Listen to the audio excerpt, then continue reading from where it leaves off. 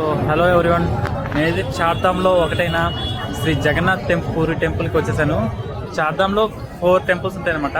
So నార్త్లో వచ్చేసి బద్రీనాథ్, ఈస్ట్లో వచ్చేసి జగన్నాథ్ టెంపుల్, వెస్ట్లో వచ్చేసి ద్వారకా టెంపుల్, సౌత్లో వచ్చేసి రామేశ్వరం టెంపుల్. సో ఇవన్నీ బడా చార్ధామ్ అంటారు.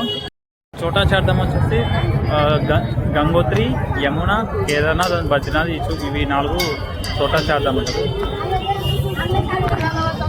ఇంకా ఈ టెంపుల్కి చరిత్ర ఏంటంటే, పూర్వం 12వ శతాబ్దంలో ఇంద్రద్యుమ్నుడు అనే రాజు ఉంటాడనమాట. సో అతని కళలోకి శ్రీకృష్ణ భగవానుడు కనిపించి, సో నాకు ఇలా గుడి ఒకటి కట్టమని చెప్తాడు. సో గుడి కట్టమని చెప్పేటప్పుడు అప్పుడు తన శరీరం త్యజించిన తర్వాత తన హార్ట్ ఒక గంధపు చెక్కతో పాటు సముద్రంలో కొట్టుకొస్తుందన్నమాట. సో అది తీసుకొచ్చి గుడి కట్టడానికి స్టార్ట్ చేస్తాడు. సో దానికి Vishwakarma best the great architecture of the in the heaven. So అతనైతే ఒక ఓల్డ్ మ్యాన్ రూపంలో వచ్చి స్వామి వారిని అయితే తయారు చేయడానికి స్టార్ట్ చేస్తామట.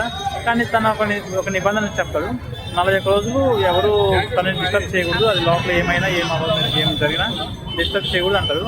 సో తను స్టార్ట్ చేస్తామంటే ఉన్న వర్క్ని ఆ రాజు మాత్రం ఆగలేక ఒక 4 days అలానే ఇంకా వెళ్ళి ఓపెన్ చేస్తామంటారు. సో అక్కడైతే విశ్వకర్మ అయితే ఇంకా మాయమైపోతాడు. ఇంకా ఆ సగం పూర్తిగా చెక్కబడని ఆ విగ్రహాలు మాత్రం అలా ఉండిపోతాయి.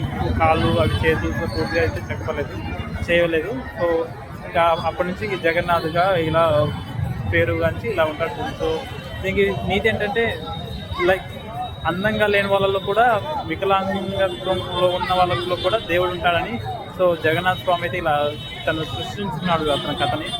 సో ఇది మరి గుడి అయితే చరిత్ర.